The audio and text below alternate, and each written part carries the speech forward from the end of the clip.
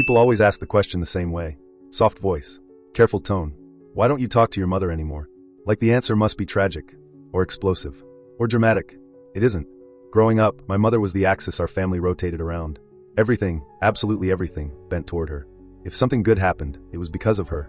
If something bad happened, it was because of us. If I got an A on a test, she'd beam with pride and tell everyone it proved what an extraordinary parent she was. If I failed, she'd sigh like I'd personally betrayed her. Ask how I could be so ungrateful after everything she'd sacrificed. There was no version of reality where my experiences simply belonged to me. Success was hers. Failure was mine. One summer, I worked a part-time job.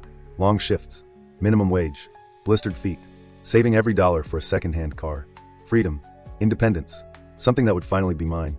When I told her I'd reached my goal, she smiled. Not warmly. Not proudly. Possessively. She said she needed to borrow the money. For a cosmetic procedure. Another attempt to chase a younger reflection that no longer existed. I protested. And like always, the guilt came. After everything she'd done for me. After everything she'd endured. How could I be so selfish? By the end of the conversation, I wasn't defending my dream. I was apologizing for having one. The car vanished before it ever existed.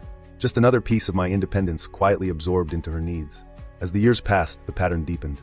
When my younger brother Jake was diagnosed with a learning disability, my mother didn't react with concern or empathy. She reacted with offense, as if his struggle were an accusation, as if reality itself had disrespected her. Instead of support, Jake got pressure, punishments, endless tutors, relentless reminders that he was making life harder for her. Watching that changed something in me, slowly, irreversibly, because I began to understand a truth that took years to fully form. In our house, love was never unconditional. It was transactional. My turning point came at my college graduation. As I crossed the stage, diploma in hand, I scanned the crowd for my family, my siblings, my father, anyone. But all I saw was my mother, waving theatrically, crying loudly, drawing attention like the moment itself belonged to her. After the ceremony, she pulled me aside. While other graduates were hugged, congratulated, celebrated, she asked me one question. Did you thank me? Not, I'm proud of you. Not, congratulations. Did you thank me? I hadn't given a speech. But that didn't matter.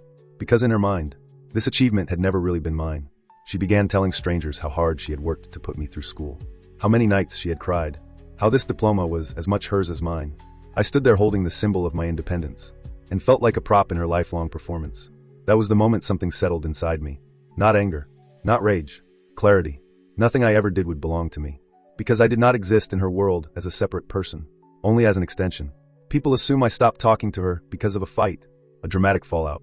Some unforgivable event. But there wasn't one. I didn't leave in an explosion. I left in increments.